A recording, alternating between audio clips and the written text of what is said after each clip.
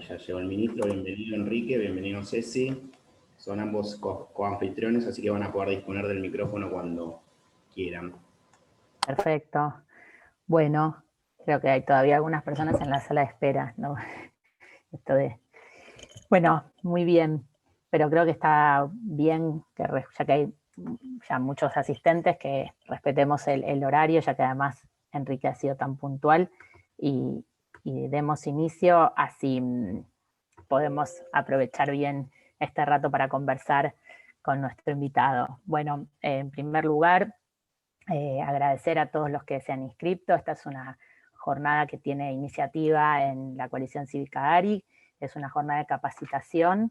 Fue el partido el que tuvo la iniciativa de invitar a nuestro ministro de Cultura, así que me pareció una idea fantástica y me honra poder conversar con él. Así que sin muchas más prolegómenos, bueno, nos visita Enrique Avogadro. Enrique es, además de sus títulos, por supuesto, universitarios, pero su especialización es en el camino de las industrias culturales, creativas, tiene una larga trayectoria ya en el sector público, en el Estado, recorriendo este camino y pudiendo gozar todos nosotros justamente de su experiencia y de su capacidad.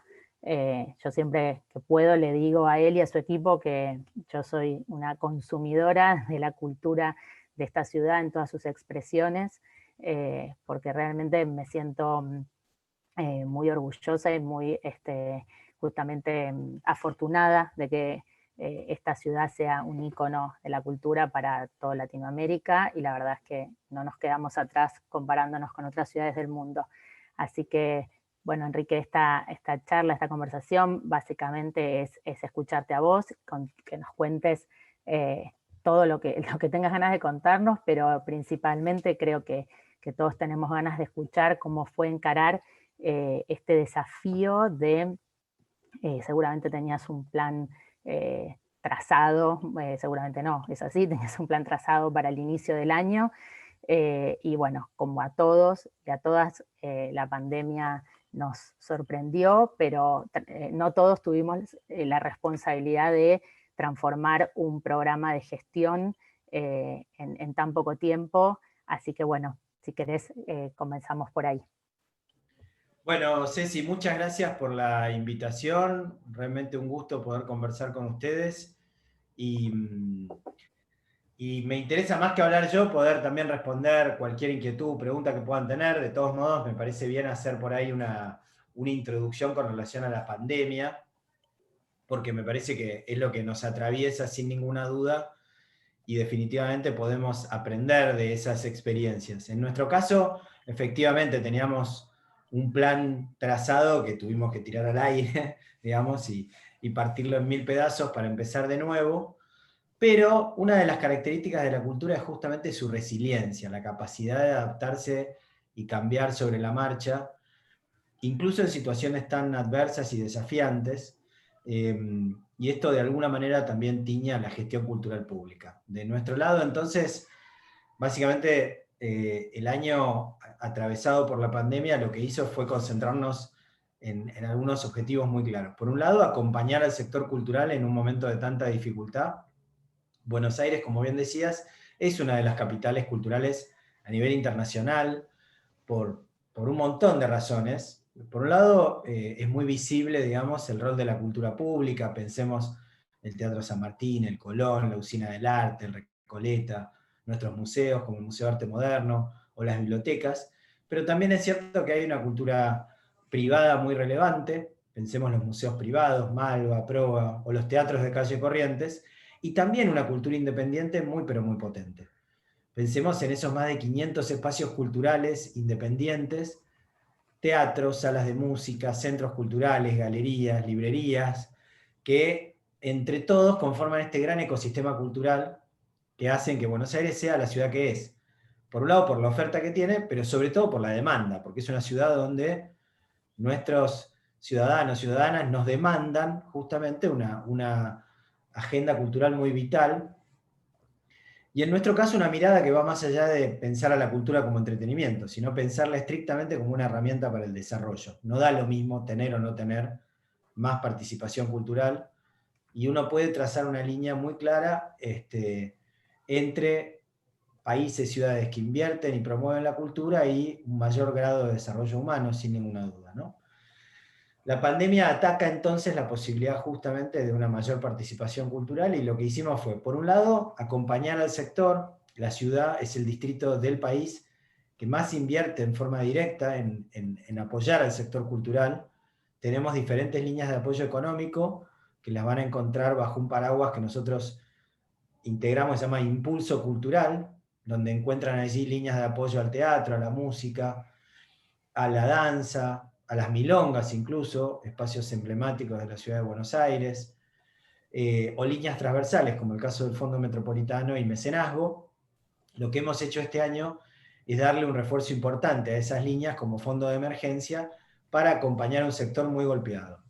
Sabiendo, sobre todo ahora que han pasado tantos meses, que lamentablemente no podemos cubrir absolutamente todas las necesidades del sector, porque bueno, la pandemia afecta realmente de una manera tan amplia que es muy complejo poder cubrir todas esas necesidades, pero hemos estado ahí acompañando al sector.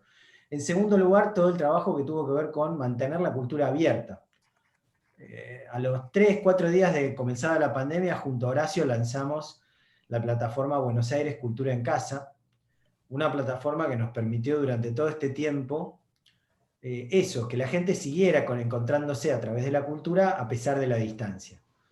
Nos sorprendió la cantidad de visitas que hemos recibido, más de 10 millones de visualizaciones desde que empezó Cultura en Casa, una cantidad muy grande de contenidos, y muchísima gente que se ha acostumbrado a seguir las obras del Teatro Colón, del San Martín, los recitales, las conferencias, los talleres, porque migramos los talleres del programa cultural en barrios.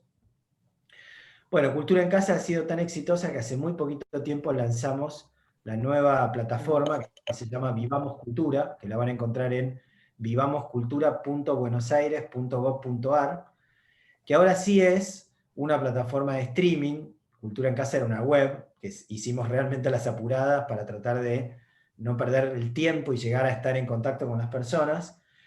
Y Vivamos Cultura ya está pensada para la pospandemia, es decir, cómo incorporar los aprendizajes de esta nueva audiencia, de esta nueva forma de vincularnos, de esta nueva forma de crear contenidos culturales, en una plataforma que ya no nos pide que nos quedemos estrictamente en casa, sino que nos invita a vivir la cultura, en términos semánticos, y que se propone ser justamente la plataforma de cultura pública más relevante, sin ninguna duda, de toda la región, y una de las más importantes del mundo entero.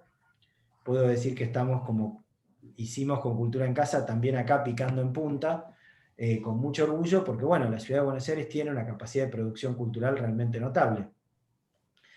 En tercer lugar, nos dedicamos a acompañar al sector en el plan de aperturas que está llevando adelante la ciudad, que como saben, acompaña de alguna manera la mejora de la situación sanitaria con un plan de aperturas que permite que de a poco, con mucha prudencia y siempre con protocolos muy estrictos, todas las actividades tengan la posibilidad de ir regresando.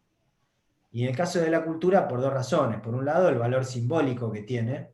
Entendemos que la cultura es absolutamente esencial, es un alimento para el espíritu, pero además por el valor económico, por la enorme cantidad de gente que trabaja en el sector cultural, y no solamente artistas, sino trabajadoras y trabajadores de la cultura que están vinculados al sector. Entonces hemos ido avanzando a lo largo del tiempo con protocolos, siempre en diálogo con cada uno de los sectores, que nos han permitido que hoy sean la mayoría de las actividades culturales las que efectivamente han vuelto. Hoy mismo presentamos el protocolo, se aprobó a nivel nacional el protocolo de eventos culturales al aire libre, con una restricción muy fuerte, pero que nos permite ya encontrarnos cara a cara con artistas. Y bueno, como saben, ya funcionan las librerías, las galerías, los museos que abrieron la semana pasada. Tenemos protocolos de streaming para el teatro y la música. Tenemos autoeventos en la ciudad de Buenos Aires. Uno en auto puede ir a un recital, a ver una película o una obra de teatro. Y nos estamos preparando por delante para tener la posibilidad de volver a los espacios cerrados, por supuesto con un aforo muy limitado, pero es algo que estamos trabajando en conjunto con el equipo de salud. El viernes pasado estuvimos con Fernán Quirós, ministro de Salud, recorriendo justamente diferentes espacios. Y bueno, justamente buscando acompañar a un sector que, como decíamos antes, es realmente fundamental. En el medio, y vos sé si lo sabes bien porque sos realmente una de sus impulsoras, hemos generado literalmente, no sé, cientos o miles de iniciativas individuales que van más allá de Cultura en Casa o Vivamos Cultura, las redes sociales del Colón, del Complejo Teatral, de la Usina, en Recoleta, del Moderno, de las bibliotecas públicas, todas ellas tienen iniciativas. No sé, estoy pensando ahora, hace muy poquito tiempo presentamos toda una programación dirigida especialmente a personas mayores, donde lo que buscamos es justamente estar muy cerca de un porcentaje de la población que por esta situación del virus probablemente tenga menos movilidad que el resto. El programa Libros Puerta a Puerta, donde le llevamos justamente a las personas mayores que así lo requieran los libros a su casa, a partir de un programa que armamos desde las bibliotecas públicas. No paramos ni un minuto, hicimos No. intercambios con ciudades de todo el mundo, de todo el país, con provincias de todo el país, y creo que, digamos, lo que pudimos mostrar es que efectivamente la cultura nunca paró, y que realmente es más importante que nunca.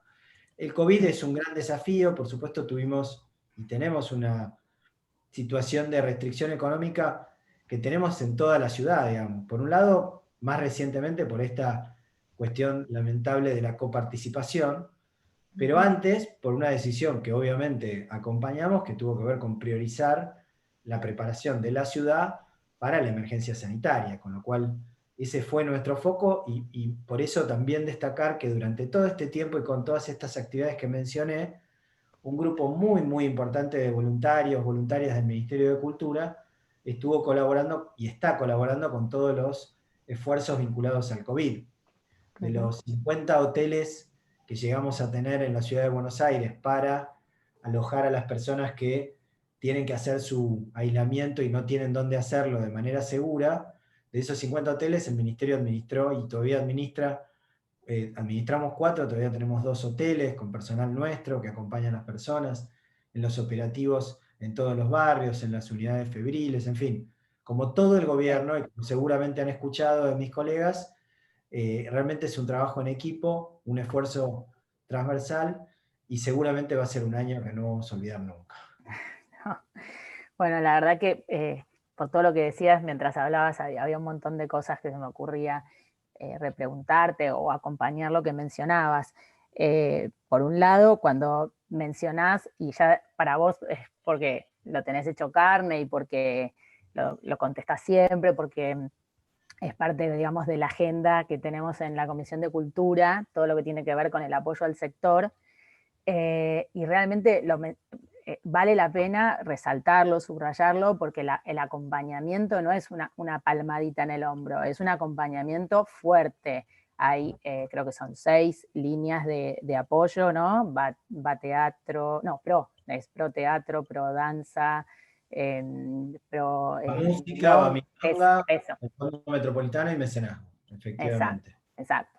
De todo eso involucrado, tuvo un incremento inclusive de lo que ya tenía, ¿no?, proyectado, más allá de que, como vos decís, las partidas presupuestarias se redirigieron principalmente a la asistencia sanitaria y a la asistencia social, pero la cultura no dejó de estar acompañada, todo lo que ha sido justamente el sector independiente. Incluso el otro día conversaba, cuando mencionabas a tu equipo, también tengo el gusto de interrelacionarme con distintos miembros de tu equipo, y lo que decías tal cual, muchas veces los encuentro como trabajando en los hoteles, o me dicen, te llamo en un ratito porque justo ahora estamos haciendo el acompañamiento, cuando fueron las primeras salidas a la calle de la gente, que teníamos todos que colaborar con ir a generar la conciencia sobre el distanciamiento social o el uso de tapabocas. En las UFU, creo que también parte del equipo del ministerio estuvo en las UFU. Sí, realmente sé que como todos decís, pero lo que pasa es que nosotros lo tenemos naturalizado, pero realmente esto no sucede en otras jurisdicciones. Una vez en el recinto, presidente de la Comisión de Cultura, Roy Cortina, decía, a ver, hay hoteles en todas las provincias de la Argentina, no es que hay hoteles solamente en la ciudad de Buenos Aires. Lo que pasa es que acá hay un líder, digamos, que se puso al frente de esto y nos trazó un plan y todos acompañamos, pero hay hoteles en Tucumán, hay hoteles en el resto de las provincias. Me causó gracia porque no me lo olvidé más, porque tal cual, o sea, y es algo de lo que se comunica poco o se comunicó poco. Pero bueno, no es que se comunicó, se visibilizó poco. Y acá entre nuestros compañeros y compañeras militantes, muchísimos de ellos también han estado, digo han estado porque hay varios que nosotros tuvimos a cargo la gestión de 2 completos, y uno cerró el 16 y otro creo que ahora el 31. Así que en eso sí, pusimos el hombro con los recursos y bueno, también con el resto de las actividades de voluntariado. Pero bueno, me interesaba de lo que mencionabas, una cosa que mencionaste, 10 millones de visualizaciones. Esto incluye también la posibilidad de haber traspasado la frontera, ¿no? O sea, yo creo que si algo podemos encontrar de positivo, que yo creo que siempre hay para encontrar de positivo, aún en la mayor de las adversidades, algo, supongo que esto habrá generado la posibilidad de que nos vieran personas de otras regiones, o sea, de otros países de la región y del resto del mundo, ¿no? Totalmente, y de hecho, por un lado porque hicimos acuerdos con la Ciudad de México, con Bogotá, con Montevideo, con Roma, con Londres, con Chile como país, con, bueno, realmente una cantidad muy grande de acuerdos de intercambio de contenidos, pero por otro lado porque realmente Buenos Aires es líder en esa materia, entonces es noticia que uno pueda ver una obra del Teatro Colón un domingo desde su casa, ¿no?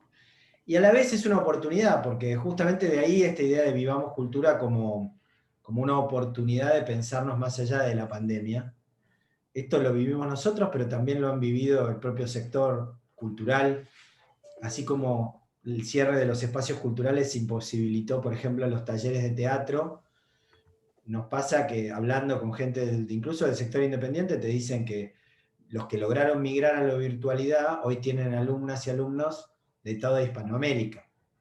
Que bueno, no es una solución definitiva sin ninguna duda, pero a la vez tampoco es algo para descartar cuando pase la pandemia, porque está ahí ese público y porque efectivamente no todo el mundo va a poder viajar y sin embargo le vamos a poder contar algo sobre la cultura de Buenos Aires. Y como sabemos, la cultura es también nuestra mejor carta de presentación. Hace poco creamos hay un ente de turismo que creamos, una agencia que se llama Visit BA, que es la Agencia de Promoción Internacional de la Ciudad de Buenos Aires. Se creó por la legislatura, así que vos sabés mejor que yo sobre el tema. Yo estoy en el directorio como ministro de Cultura, no como persona, pero estoy porque justamente la cultura es uno de los elementos centrales en la proyección internacional de nuestra ciudad, y es un gran activo que tenemos que poder aprovechar también para generar desarrollo, sin ninguna duda.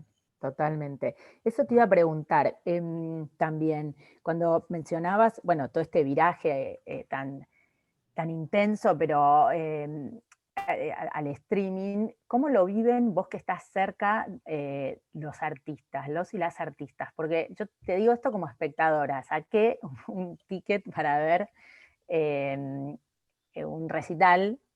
En este caso, bueno, me delata un poco la edad, pero creo que vos y yo estamos parejitos. ¿Quién viste? Veía la Versuit. Muy bien. tenía ese disco, bueno, para mí fue el mejor. Y entonces, bueno, vi los 20 años de este disco. Y claro, se vivía como ese entusiasmo, esas ganas de estar ahí saltando, coreando, cantando. Y obviamente uno entiende la frustración de que lo tiene que hacer de esta manera, pero yo me imaginaba lo que debe ser para el artista el vacío del público. Entonces, ¿cómo lo viven ellos? Mirá, la verdad es que hay de todo, por supuesto. Es cierto también que el streaming no es para todas y todos los artistas, porque vos tenés que tener determinada escala como para que sea una propuesta que mínimamente te genere un ingreso que equipare lo otro, ¿no?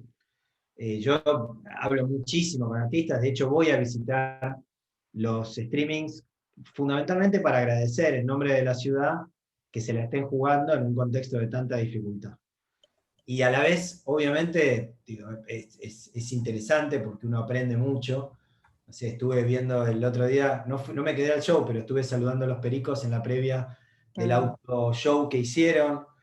En la arena, yo vivo en Chacarita y estoy bastante cerca de la arena, así que cuando hay fecha, a veces es un falso vivo, se graba antes, entonces si la agenda lo permite, mi familia también, yo tengo 2 hijas muy chiquitas, acaso la bici, me hago una escapada rápida y voy a saludar, pero sobre todo, como te decía, agradecer. Es muy emocionante no solo verlo a Lebón en el escenario, sino sobre todo a toda la gente que labura alrededor, porque de eso se trata, es una industria cultural que gracias a estos protocolos puede ponerse en movimiento, lentamente, pero ponerse en movimiento.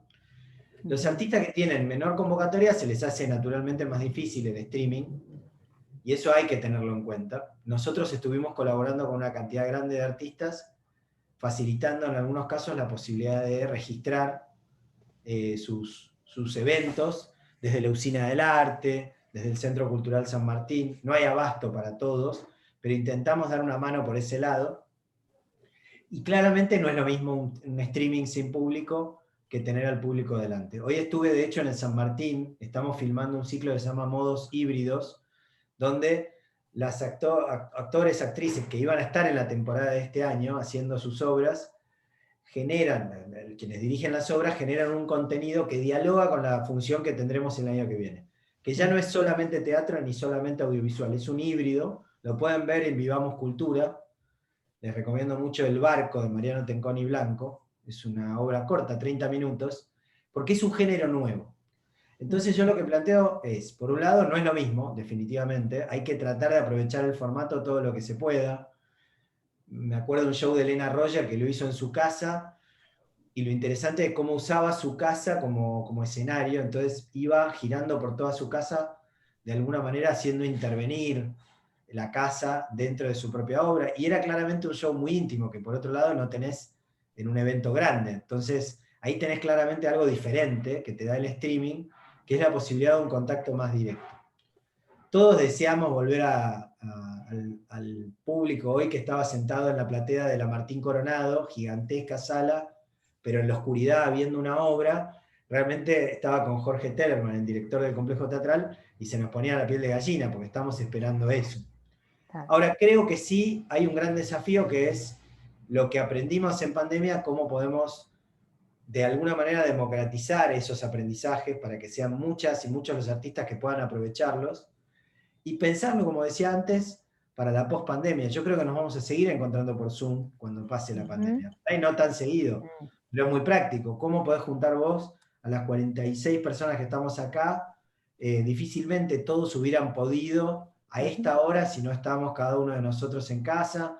Yo en un rato tengo que ir a bañar a mis hijas, y te hubiera dicho que no, probablemente, porque no llegaba. Ahora conecto y me voy derecho al baño, digamos. Sí, sí, eso te iba a decir, que te iba a preguntar si, y ya lo contestaste, ¿no? Si contemplaban que muchas de las actividades, sobre todo los talleres, coexistan en la modalidad virtual y presencial, porque yo también lo viví, digamos, en lo que son mis clases de Tai Chi.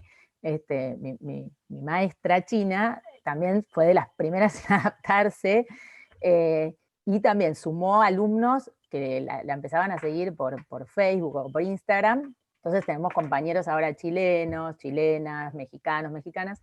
Y entonces ahora, cuando se dieron los planes de apertura para poder volver al espacio de encuentro, una de las cosas que le pregunté fue, ¿vas a seguir virtual? Porque a mí me viene mucho mejor, porque este año tuve más asistencia que antes, porque antes no llegaba, la mitad de las veces me quedaba, obviamente, en nuestro trabajo no hay un horario de cierre casi nunca, y lo mismo me preguntaba con todos los talleres, que por ahí mucha gente, por cuestiones de disponibilidad, por cuestiones de agenda, o por cuestiones también, como vos decías, personas mayores que a lo mejor tienen movilidad reducida, de pronto para esas personas se abrió un abanico de propuestas de las que antes no gozaban. Entonces, preguntarte si se contemplaba ya empezar a pensar en la modalidad mixta, digamos, virtual y presencial. Toda nuestra programación futura va a ser híbrida, definitivamente, para empezar, porque hasta ahora todas las obras que teníamos estaban registradas no para mostrarse, sino para, no sé, se filmaba una obra de teatro para mandar a un festival, pero nunca se pensó que íbamos a tener esta demanda. Toda la temporada que empieza va a estar filmada como corresponde, a varias cámaras, digamos, para que sea un material que pueda vivir más allá de la presencialidad. Viene el desafío también en lo inmediato de este verano por delante, donde claramente vamos a empezar por el aire libre, más allá de querer abrir los espacios cerrados, y eso va a depender de la mesa de trabajo que tenemos con salud. Igual van a abrir con un aforo muy limitado, que no va a reemplazar justamente la gran vibrancia cultural que tiene esta ciudad. Entonces, lo que estamos imaginando es que nuestros anfiteatros, incluso los parques, hay que ver la cuestión técnica porque tenés que cerrar el lugar para poder garantizar que dentro están solamente las personas que tienen que estar, que es un aforo limitado. Pero hoy mismo se aprobó este protocolo que nos permite la actividad cultural al aire libre y ya está nuestro equipo pensando todas las variantes posibles, donde la gente va a tener que estar fija, sentada a cierta distancia, pero con la posibilidad de disfrutar de una actividad cultural, ¿no? Y más allá de la cultura, aunque la cultura tiene muchísimo que ver con esto, todo este debate de la ciudad a 15 minutos, que está de alguna manera poniendo de moda París. Hay un arquitecto colombiano que está instalado allá, Moreno, que habla de la ciudad de los 15 minutos. En realidad, nosotros ya la veníamos trabajando, que es esta idea de medir y promover la participación cultural a escala hiperbarrial. Vivimos en una ciudad donde vos tenés espacios culturales muy cerca, siempre, sean públicos, privados, independientes. Entonces, y a la vez esos espacios culturales muchas veces tienen un uso único, que funcionan por ahí al final del día, no todos los días. Pero el contenido cultural podría eventualmente disociarse del espacio cultural y viceversa. Vos podrías tener en un espacio cultural durante el día, por ejemplo, un espacio de trabajo colaborativo, para que la gente que no quiere viajar al centro pueda trabajar cerca de su casa.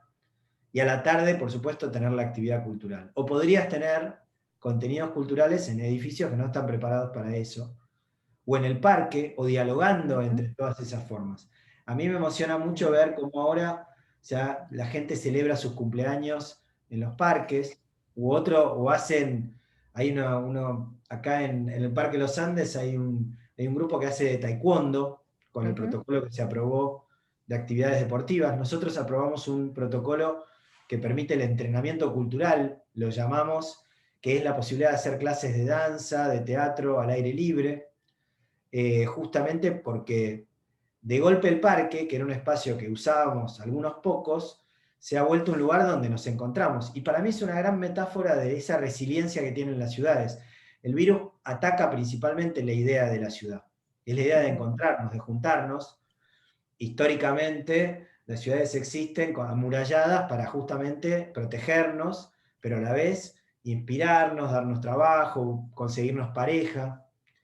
Ahora, este virus que ataca justamente la multitud, bueno, la respuesta es también desde lo público, desde la polis, desde la arena, que es, nos juntamos en el espacio público, que es el espacio de todos, y podemos, con mucho respeto y con el cuidado que corresponde, activar nuevamente esa energía que tenemos como ciudadanos. Y ahí la cultura tiene, para mí la mejor metáfora es una especie de hoguera en la oscuridad a la que nos arrimamos para calentarnos, digamos, ¿no? Porque a través de ella nos conectamos con nuestra identidad, individual y colectivamente, y yo creo que es una respuesta también a muchos de los problemas que tenemos hoy, desde, digamos, los extremismos de izquierda y de derecha, digo, extremismos entendidos por, no sé, el miedo al diferente. Digamos, uno le tiene miedo a otra persona porque es insegura de sí misma, pero cuando uno está bien plantada en su identidad, puede abrazar al otro desde la curiosidad que te da encontrarte con otra persona. Y así un montón de otros problemas. Digamos, la epidemia que hay en las personas mayores más importante es la de la soledad, y la cultura es también una forma de lograr que la gente se mantenga vital, activa, y mantenga muy activos sus vínculos sociales, que claramente la receta para un envejecimiento saludable, ¿no? Entonces, hay un montón de aristas que por ahí la pandemia potencia, pero que están ahí y que son también el eje de nuestro trabajo. Pasa que muchas veces uno confunde la gestión cultural pública con los grandes eventos, que por supuesto son muy relevantes y estamos muy orgullosos de organizarlos, pero detrás de eso no es un fin en sí mismo el evento, sino que hay una estrategia en términos de cómo hacer de esta ciudad una ciudad cada vez más potente en términos culturales y sobre todo donde todo el mundo sea protagonista, que a mí me parece que esa es la clave.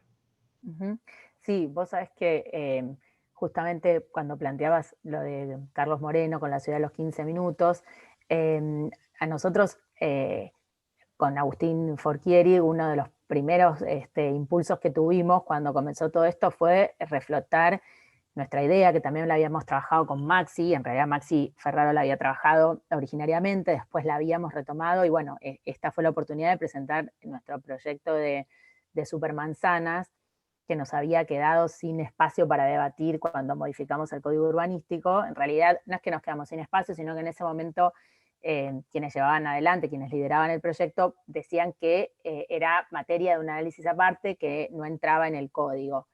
Y dijimos, bueno, qué mejor que plantearlo ahora, por supuesto no para trasplantar la supermanzana de Barcelona, que entendemos que no cuadra en nuestra ciudad por un montón de características que son diferentes, pero sí este concepto, que en definitiva es que podamos disfrutar de distintas actividades cerca de nuestra casa sin tener que hacer esas grandes distancias que en definitiva son una barrera o un obstáculo. Y cuando empezamos con esa insistencia, o en realidad, digo, yo lo sumo a Agustín, que somos los dos autores del proyecto, pero la que después se dedica a insistir a los ministros soy yo, porque él no puede. Entonces, bueno, en este caso a Clara o a Álvaro. Bueno, Clara, en ese sentido, impresionante el trabajo que hizo en el espacio público y que está haciendo, y coincidiendo en que, bueno, este era el momento para salir de esta manera y después pensar justamente que las conquistas que hicimos todos y todas sobre el espacio público no retrocedan, que si logramos derrotar, digamos, a este virus y no viene otro, que igual esta costumbre de encontrarnos en el espacio público, de volver a disfrutar de los parques y las plazas o de las mesas. A mí me encanta ver las peatonalizaciones y todos los bares con sus mesas y sus sillas.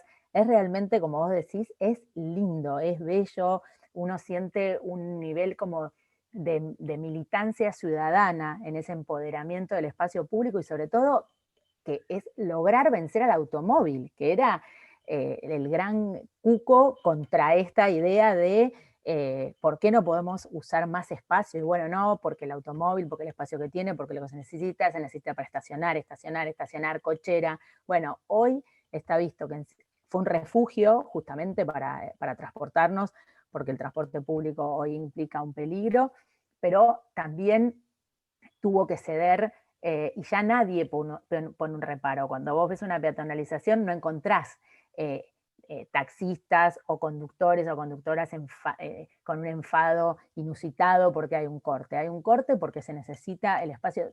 Es prioritario encontrarnos en el espacio público, y es la posibilidad también de ser solidarios con la gastronomía, que fue tan golpeada también, o con los espacios culturales, que entiendo que también, sé que parte del protocolo de aperturas es la posibilidad de artistas independientes en el espacio público.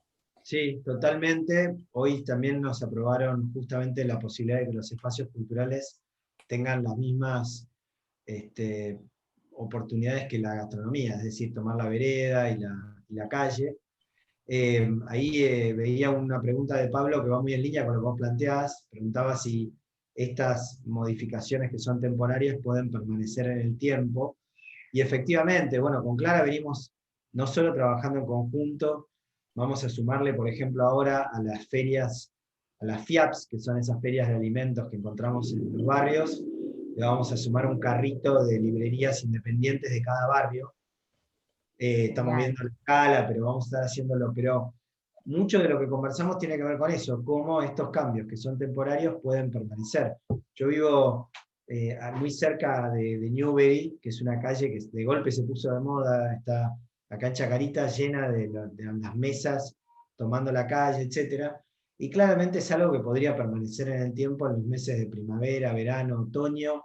Esta ciudad, salvo el invierno más crudo, que crudo no tiene nada, digamos, nos quejamos porque no sabemos lo que es el frío, pero Tal cual. la verdad que salvo el invierno, es una ciudad donde uno puede disfrutar de la vida en la calle, y por lo tanto también, y creo que de alguna manera esta adaptación que hemos hecho es mérito no solo del gobierno y de su capacidad de planificación, sino fundamentalmente de las y los ciudadanos que han sabido tomar estas propuestas y manejarlas con mucha responsabilidad, porque salvo alguna foto que siempre al principio se saca una foto de cerca y parece que de golpe está todo el mundo corriendo uno arriba del otro, digamos. Lo cierto es que al día siguiente ya no había más fotos de esas porque la gente rápidamente se acomoda y entiende que vivir en una ciudad implica justamente hacer un uso responsable de la misma. Es una ciudad que de día tiene mucho más gente que de tarde-noche, por toda la gente que ingresa a trabajar, por lo tanto es mucho más fácil durante la tarde-noche, como hicimos por ejemplo en calle Corrientes, ir por la peatonalización. El cambio que significan para los que andamos en bici, no sé que hay mucha gente que no le gusta, pero para mí, que ando en bici desde hace muchísimos años, las dos bicisendas arteriales que lanzamos ahora, que son Corrientes y Corrientes Córdoba, y Córdoba. ese es un Ah, cambio radical del movimiento de la bicicleta en la ciudad de Buenos Aires, que solamente se puede hacer gracias a la pandemia, que va a permanecer, que es tan importante como las bicisendas, que permite que hoy uno pueda viajar seguro hacia el centro o desde el centro, y son esos cambios que sin ninguna duda van a continuar en el tiempo, ¿no? Así que me parece que hay definitivamente que, como vos decías, militar esa forma de vivir la ciudad, porque bueno, Buenos Aires tiene mucho para aprovechar en ese sentido y lo está haciendo, digamos, ¿no? totalmente, sí, lo de la bicicleta es otra genialidad. Yo en eso también a Juanjo le, le vivo agradeciendo, como bueno, y en realidad es a todo el gobierno, porque esto es una gestión, como vos decís, con planificación, bueno, como dice Horacio, es un equipo y realmente se notan esas cosas, porque cada intervención de un ministerio en realidad está atravesada por muchos, por una mesa interministerial o por coordinaciones, pero lo de las bicisendas de Córdoba y Corrientes es genial porque además realmente, como vos decís, llegaron para quedarse y además, bueno, ya no hay posibilidades de que te lo nieguen, ni de que te empujen, ni de que te corran de ahí por esto, porque es una gran oportunidad. La pandemia permitió que para quienes estaban con la cabeza pensando en gestionarla y no en lamentarse o en pensar en los muertos y en los muertos, en los muertos, que son, bueno, tristísimos, pero yo le decía a una colega opositora que realmente, porque nos acusaba de querer enfermar y matar comerciantes con las aperturas, yo decía, mirá, la verdad es que lamentablemente no pudimos evitar los muertos, porque no los pudo evitar ningún país del mundo. Entonces, lo único que tal vez sí podíamos evitar era que a lo mejor algunos que se fundieron no se fundieran o fuera menos terrible la crisis. Y las personas que no tienen la suerte de recibir un salario del Estado o que no pudieron ser acompañadas de otra manera, han tenido que resistir con sus ahorros o han tenido que caer en nada, en la quiebra. Entonces, esas personas están dispuestas a correr el riesgo y hay que acompañarlos porque no hay otra opción, porque el Estado no es una arca infinita que puede estar para cubrir 100% de las necesidades en una situación como estas, como no lo has podido hacer en las posguerras o en cualquier otra catástrofe. Así que me parece que podemos empezar a mirar el lado positivo de estas conquistas que mencionábamos, la virtualidad para un montón de situaciones que antes no estaban, o bueno, la conquista del espacio público en todas sus aristas. Yo tenía algunas preguntas que habían hecho las personas que se anotaron para participar de esta jornada. Una de ellas era breve, pero creo que muy profunda, y nos preguntaba ¿cuál es la relación entre ética y cultura? ¿Cuál es el espacio o cómo? Porque es cierto que la cultura, creo yo, desde mi visión del derecho, es básicamente libertad, libertad de expresión, pero bueno, es cierto que cuando empieza seguramente a hacer estas colisiones con otros derechos o con otras sensibilidades, la ética empieza a jugar un rol ahí importante. Así que bueno, queríamos por ahí salir un poco de la pandemia ahora para escuchar otra mirada, o mejor dicho, tu mirada sobre la cultura en este caso. Bueno, es realmente una pregunta muy profunda. Y sé que ahí, por lo que veo en el chat, en mi público hay gente mucho más formada que yo para responderla, pero en cualquier caso, lo que diría es eso, a mí me da la sensación que la cultura entendida como una herramienta del desarrollo individual y colectivo no es solo un derecho, sino también una responsabilidad. Entendiendo que una mayor participación cultural es justamente una ciudadanía más robusta. Por lo tanto, hay un deber de impulsar esa mayor participación cultural y una oportunidad de hacerlo en términos de justamente, y en una ciudad y en un país con la diversidad identitaria que tenemos, me parece que eso es una oportunidad aún mayor, de entenderla como una herramienta absolutamente central en esta discusión de qué tipo de país queremos construir con todo el mundo adentro.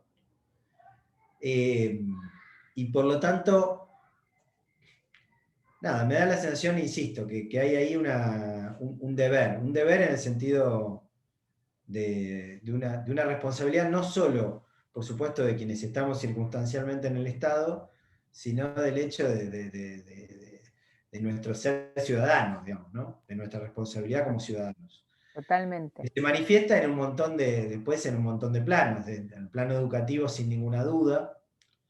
Es muy notable cómo la diferencia que hay no sé, mis hijas, 4 y 1 año y medio, les leemos a la noche, van a los museos, van al teatro, tienen realmente una vida cultural muy activa que hace que cuando salgan a la vida a los 16, 17 años, no solo van a tener una experiencia estética más amplia, van a tener la posibilidad de conseguir trabajo, de formar pareja, de juntarse con gente que piensa diferente a ellas y ver eso como una oportunidad, de que efectivamente no les pase de largo lo que le pasa a los demás, porque hay un sustrato común, que es justamente el que la cultura te da para digamos, y en ese sentido me parece que la cultura es la herramienta empática por antonomasia, Por la más antonomasia. importante de todas y la que más necesitamos en un contexto donde claramente lo que está en retroceso es la empatía. Y eso a mí me asusta mucho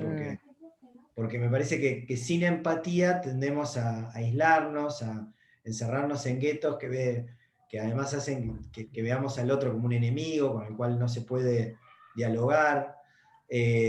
Por eso me parece que la respuesta es más cultura. Sí. Vos sabés que me estás dando como el pie para el otro tema con el que queríamos conversar con vos, porque mencionaste justamente y abordaste todo lo que tiene que ver con la diversidad identitaria que tiene nuestra ciudad. Vos sabés que uno de los temas de nuestra agenda, de la agenda de la coalición cívica y que es agenda también de mi trabajo legislativo, es la cuestión migrante. Y en ese sentido, cómo nosotros justamente como ciudad, que fue la receptora por antonomasia de la cantidad de migrantes ultramarinos, pero ahora no, porque en todo este tránsito de estudio he aprendido que los migrantes de nuestra región no son recientes, sino que han transcurrido a lo largo de los últimos 60 años, pero en visibilidad, al decrecer los migrantes ultramarinos en cantidad, hacen que la visibilización de los migrantes y las migrantes de Latinoamérica sea más visible, porque ya no tenemos, obviamente, la cantidad de migrantes de Europa que teníamos al principio del siglo XX. Pero yendo a ese punto, quería preguntarte cómo concebís vos ese esa construcción de esa identidad migrante y, en el sentido de tanto la persona que migra trae consigo lo suyo, se nutre de toda la diversidad que hay aquí, de las diferentes colectividades, pero cómo continúa ese vínculo con su país de origen y cómo Buenos Aires puede trabajar esa revinculación con los distintos países de los cuales provienen nuestros ciudadanos y nuestras ciudadanas. Bueno, es muy importante lo que planteas, porque justamente es también una oportunidad. Buenos Aires es una de las ciudades que tiene, digamos, una diversidad identitaria más notable por su tradición histórica del país, desde su preámbulo, recibe con los brazos abiertos a quienes tengan la intención de venir a trabajar de buena fe. No hace falta que tengan recursos, lo que importa es que vengan con, con la voluntad de trabajar el suelo argentino, como dice el preámbulo.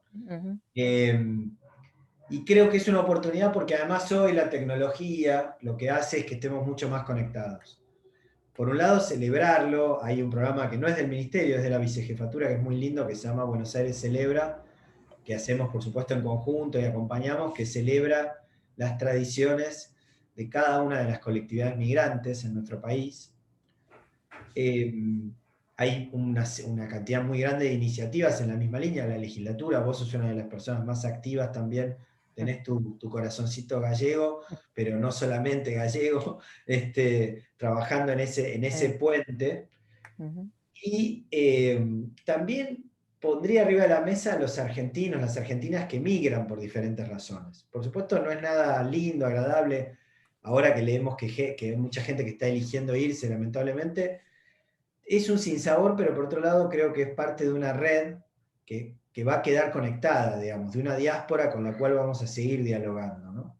Me parece que es fundamental seguir alimentando ese vínculo, en gran medida por el orgullo de ser parte de una ciudad tan abierta, que ve en su fortaleza esa mezcla de identidades, que la realidad es que el otro día me decía un amigo, es de Buenos Aires el que quiere ser de Buenos Aires. Uno elige ser de Buenos Aires. Me lo decía pensando en la migración interna. Un amigo que es en este caso creo que de la provincia de Buenos Aires, pero al fondo, bien adentro, que se vino para acá, se instaló.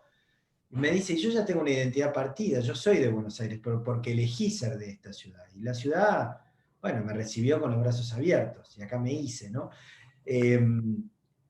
A la vez hay que, digamos, me parece que buscarle permanentemente la vuelta para volver a conectarnos con eso que en algún caso es el imaginario de los barcos que tenemos por ahí, pero no es solamente de los barcos. Como bien decís, hay una migración de la región tan importante como la de los barcos.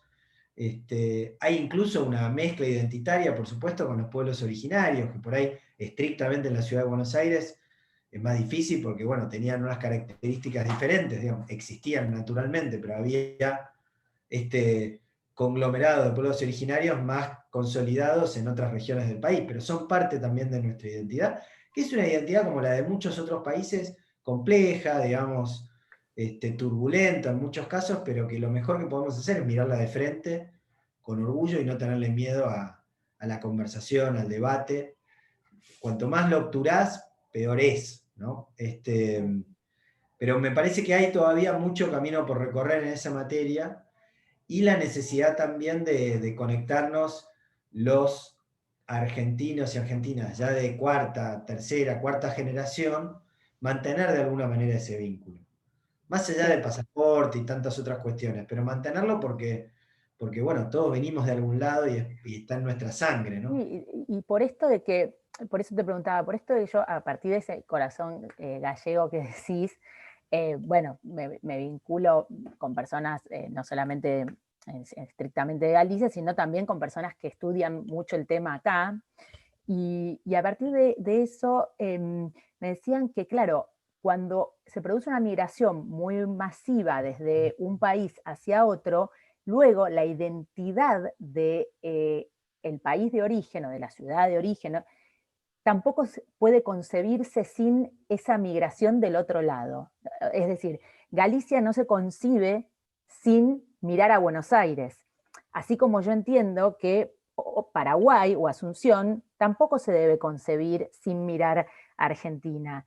Y lo mismo nos pasa con las provincias también, como vos decías, la migración interna. O sea, este diálogo federal e interregional y para con el resto del mundo, creo que es, como vos decís, una oportunidad para seguir construyendo estas identidades que son, o por lo menos es uno de los lemas de nuestro partido, de la universalidad y el humanismo. Si nosotros no entendemos que no migra el que, digamos, el que quiere, sino generalmente el que debe, por razones económicas o por razones estrictamente de salvaguardar su vida, entonces es muy difícil generar esa empatía que decís. Pero luego, y entender que la migración es un proceso muy doloroso por todo lo que implica en términos de lo que se deja, pero también la resiliencia que tienen todas las personas que migran en poder encontrar una gran oportunidad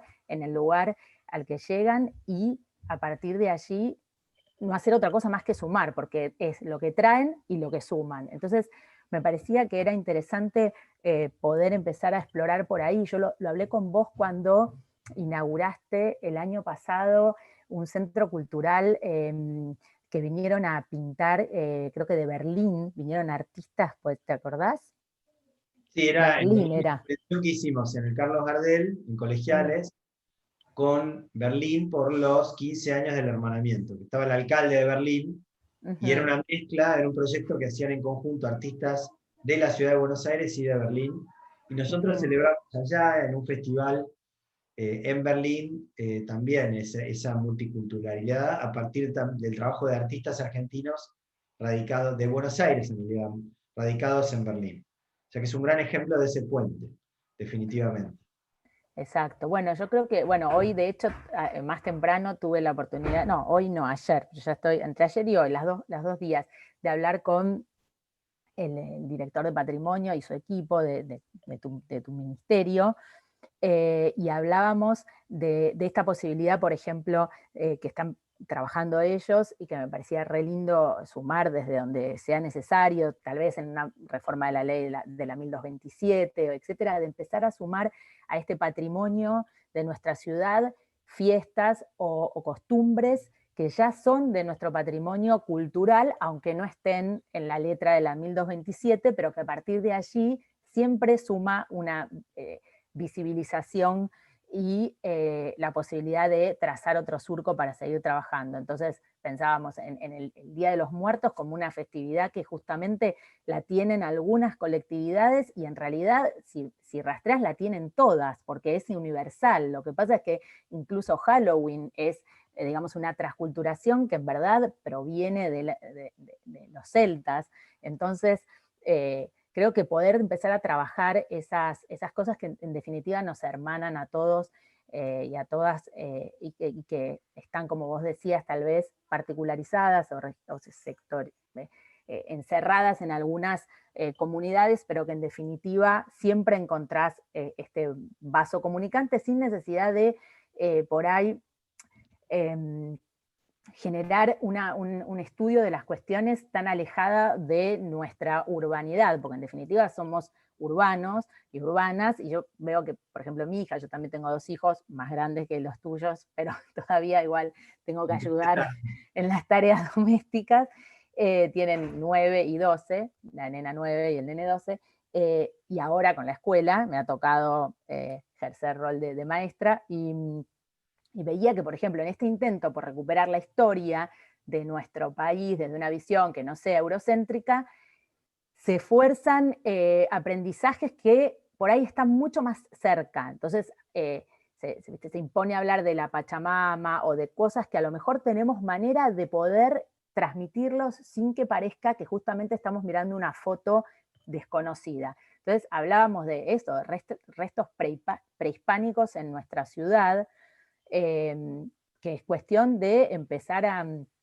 trabajar por ahí. Pero bueno, así como te digo que nos colgamos horas hablando de todo lo que se puede hacer en materia de patrimonio y cultura. No e tenés identidad. tantas ciudades como gente las habita. Cada uno de nosotros puede contar su barrio, su cuadra, y es un viaje fascinante, digamos, porque claramente cada uno ve cosas diferentes, tiene anécdotas, la vida entera cruzada por una calle, y por lo tanto la ciudad no existe en el vacío, sino que existe con un sentido inmanente, digamos, ¿no? Y la forma de conectar esas vivencias individuales me parece que es atractiva. Un programa que desarrollamos muy lindo se llama Barrios Creativos. Invitó a todas las organizaciones culturales de la ciudad a trabajar en su barrio en una propuesta de desarrollo cultural para el propio barrio.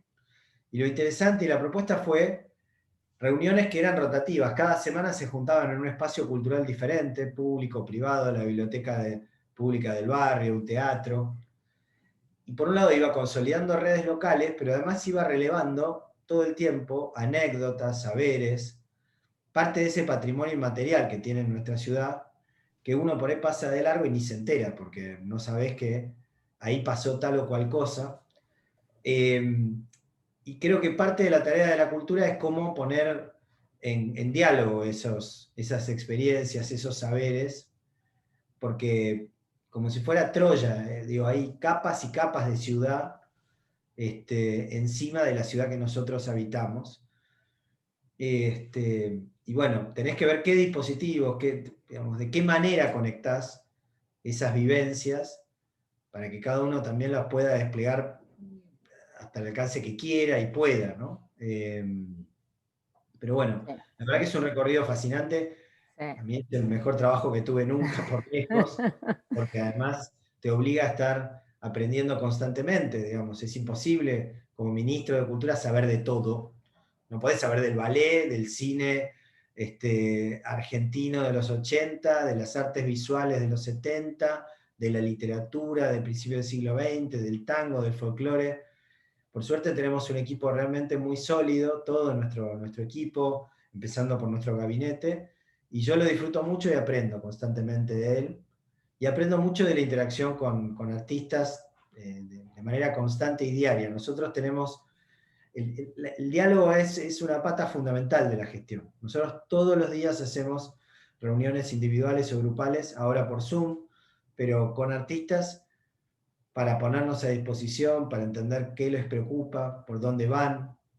Y lo que hemos tratado de hacer es ir también transparentando mucho la gestión, a través de las convocatorias que se hacen todos los años, de los jurados. O sea, buscamos que sea bien clara la forma de participar, ¿no? Hay todo un camino por delante, pero bueno, la verdad es que estoy contento por el trabajo que viene haciendo el equipo, sin ninguna No, duda. sin dudas es un trabajo enorme, es valorado por todos y todas. Yo creo que vos debes sentirte muy orgulloso de eso, del equipo que te acompaña, y bueno, queda, no está bien seguramente que vos lo digas, pero orgulloso de tu trabajo. Nosotros al menos estamos muy orgullosos del ministro de Cultura que tenemos, Mi así mamá está que re contenta, así que ya con eso basta. Me manda un mensaje cuando me ve por la tele.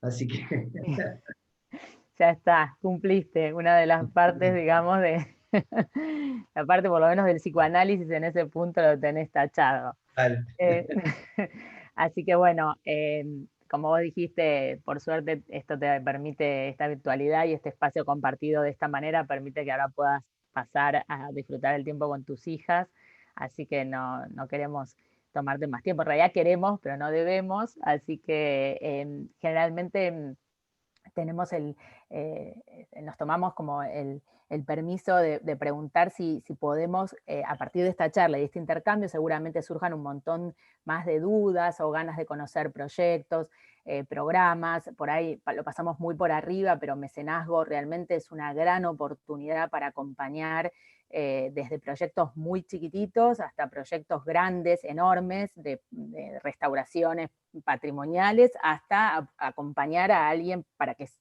edite su primer disco a lo mejor o su primer libro, y bueno, es un programa realmente para destacar porque creo que es el único, la única jurisdicción del país que lo tiene, me parece. Así que... Hay otras provincias con leyes, pero lamentablemente no han funcionado. La única jurisdicción que tiene una ley potente y funcionando como es la de Buenos Aires. Reformamos la ley hace 2 años, con una nueva ley de participación cultural que le dio un nuevo impulso al sistema que ya venía de 10 años de realmente funcionar bien. Exacto. Así que bueno, en ese sentido, lo que nosotros desde el lugar nuestro podamos, digamos, evacuar esas consultas, lo haremos, pero alguna otra inquietud que no podamos responder, seguramente contaremos con parte de tu equipo que nos acompañe en estas inquietudes que surjan a partir de esta charla que tuvimos. Así que desde ya agradecerte en nombre de todo el partido Coalición Cívica ARI, esta hora hermosa de charla, de poder conocerte más, de esta cercanía. Así que por mi parte agradecerte mucho porque sé que el tiempo es lo único que no podemos comprar, así que es el bien más valioso. No, pues agradecido yo, nosotros, digo, me acompaña Lola de mi equipo que está ahí también en el Zoom y saluda, que es responsable de sí, ahí la veo. Nuestros vínculos institucionales, porque bueno, también les agradezco mucho a ustedes la atención, el tiempo. Somos como ministerio muy accesibles, nos van a encontrar en todas las redes sociales. A mí me encuentran muy fácil en @eabogadro, soy todo en Twitter, en Instagram, incluso Gmail, eabogadro@gmail. Es bien fácil, la primera letra de mi nombre y mi apellido, con B corta. Y decirles que, bueno, la verdad es que agradecemos estos encuentros porque nos sirven también para intercambiar ideas, pareceres. La realidad es que la política lamentablemente habla poco de cultura. No es el caso de la coalición cívica ARI, que siempre lo ha tenido como una bandera importante, y es algo que valoro y que valoramos, y ahora siendo todos parte justamente de un espacio común, realmente en mi caso es algo que valoro muchísimo, porque encuentro en voces y en Max y en un montón de otros referentes del espacio, una afinidad de temas, de preocupaciones. Creo que también hacia adentro de nuestro propio proyecto político en términos amplios, ¿no? y más allá del proyecto puntual del país que queremos construir todas y todos juntos, es importante que estemos juntos, que empujemos en la misma dirección, que le demos a la cultura el lugar que merece. Así que yo agradezco mucho este espacio, y seguramente van a ser muchas otras las actividades que podamos encarar juntos. Nosotros estamos haciendo un trabajo que de ninguna manera es partidario, pero sí de ponerle el cuerpo, digamos, a la participación cultural, buscando que la gente sepa, por ejemplo, que tiene una biblioteca cerca de su casa, que sepa que pueda asociarse gratuitamente y retirar libros desde allí. Que la gente tenga una vida cultural más activa nos parece que es parte de la militancia bien entendida, ¿no? Efectivamente, de construir una ciudadanía más robusta. Así que ahora nos vemos en los cuadraditos de Zoom con ustedes, pero ojalá dentro de poco nos veamos en persona.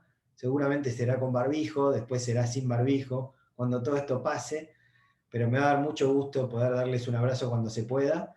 Y agradezco mucho el espacio también de diálogo, y a disposición para contestar cualquier pregunta que puedan tener o recibir propuestas, con muchísimo gusto las vamos a recibir. Así que gracias, me voy a bañar a las fieras, me toca ahora, que es parte de lo que nos toca. Pero bueno, muchísimas gracias y que estén muy bien. Gracias, Enrique, nuevamente. Muchas gracias por este tiempo. Chao, chao. Chao, chao. Gracias a todos, hasta luego. Gracias por participar. Gracias, Ceci. A ustedes, un beso para todos y todas. Adiós. Adiós.